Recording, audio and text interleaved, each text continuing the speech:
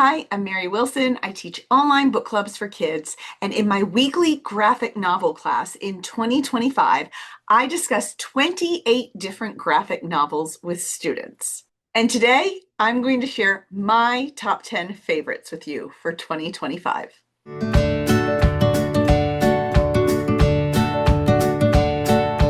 If you know me, you know I'm a sucker for poetry. And one of my favorite discoveries this year was poetry comics. This one is for all ages, but definitely appropriate for your younger readers. I just thought this was such a creative way to look at poetry as both the written word that was poetry and the design of the poetry being part of the poem.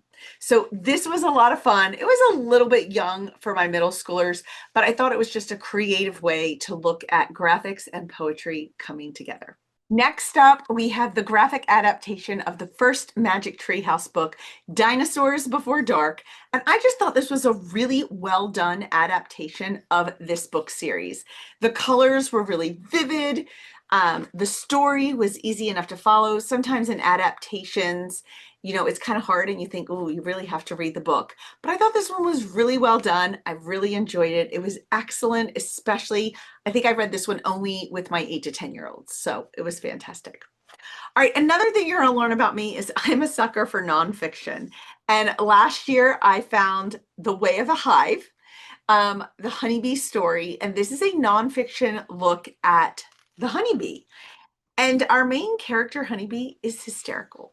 It's really funny. It was actually enjoyable to read. So not only did I learn a lot, but I also appreciated the variety of graphics, and the bee who is telling most of the story has a lot of humor. So that made this one another winner. All right, this one might surprise you because even as an adult, this one made my top 10. I don't even know how many of the kids, I feel like a lot of them really liked it, but I loved Aster and the Accidental Magic. She moves out into like the middle of nowhere with her family and comes across magic and magical characters. I loved the humor. The humor especially got me in this one.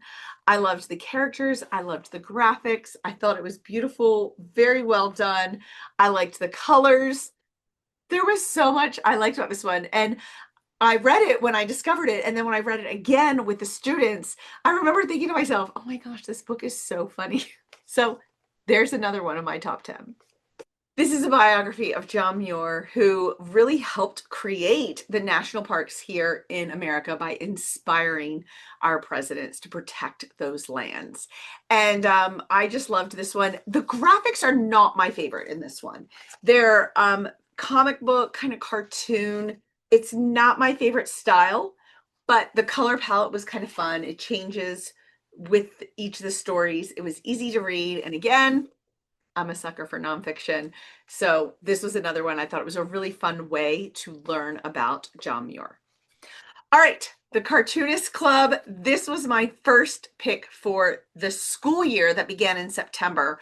When this one came out, I was so excited because not only is this by a very popular, two very popular graphic novel writers. Arena Telgemeier is a very popular middle grades graphic novel writer, and Scott McCloud wrote a lot of guides about graphic novels, and they came together and they wrote not only a fun story, but a book that includes information about graphic novels and how they work, different vocabulary. It was such a great way to start off the school year, to be able to give the kids vocabulary about graphic novels and then dive in and discuss them. This one is a historical fiction based on an actual girls' Muslim basketball team and their experiences. I thought it was really well written. It was an engaging story. I enjoyed the artwork in this one as well. And I thought it was a great read to, again, learn about different experiences of different people kind of through their eyes. It was a great historical fiction. This was definitely one of my top 10. All right, next. This is a series. The kids in my class know I just love this series. Explorer, there's actually several. Here's the other two in this series. Mystery Boxes and The Lost Islands. This one was Hidden Doors. So the main author who puts these together Kazu Kabushi, who wrote the Amulet series. The kind of the writing prompt is hidden doors. This is one of the only series that I have found that has graphic novel short stories.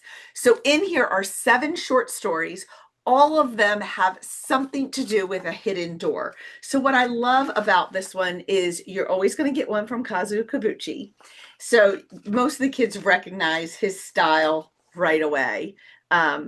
It looks just like the Amulet series, but you're also going to get other authors. So in one book, the kids are going to get to experience seven different short stories with 7 different art styles, 7 different graphic novel authors, illustrators writing the stories. So I love this series. This one's always going to be a win for me. I don't always love every single one of the short stories, but again, I love the variety and the experience of a graphic novel, a short story in graphic novel form. All right, we have 2 more. All right, next we had Saving Sunshine. This was also about a Muslim family. They take a trip to Florida. Brother and sister are having lots of little bickering issues, and they end up just sharing some moments on the family vacation that kind of bring them together. And I thought it was a really sweet family story. It was realistic. I enjoyed a lot of it revolves around the sea turtle also, so I enjoyed the environment. The artwork was also beautiful. So that definitely added to the experience for me. All right, and the final one is the cool code. I just thought this was a really interesting idea. You know, there's a lot of books about the experience of being in middle school, trying to fit in. And the main character in this book, Zoe, has been homeschooled. And now she is going to school. And what she does is she uses her ability as a programmer to write a code, a program, a computer program that will tell her what to do in situations in order to be cool. The program is played by this little llama, Cece, who is hysterical. So I just enjoyed kind of the twist on this, how can I fit in a middle school concept? And Zoe starting to realize, like, maybe I don't need a computer program, and maybe being cool is actually just being myself. And I don't necessarily have to be cool the way it's defined. So I thought this was a really fun read.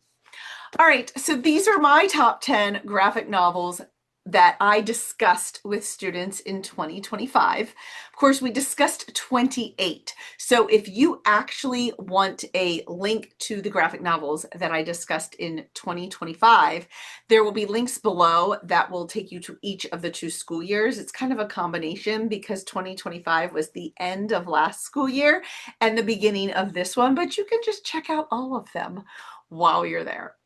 All right, thanks for joining me. And if you have a child that might be interested in an online book club, you can find information and links to that below. And if you love middle grade literature, then be sure you're following along.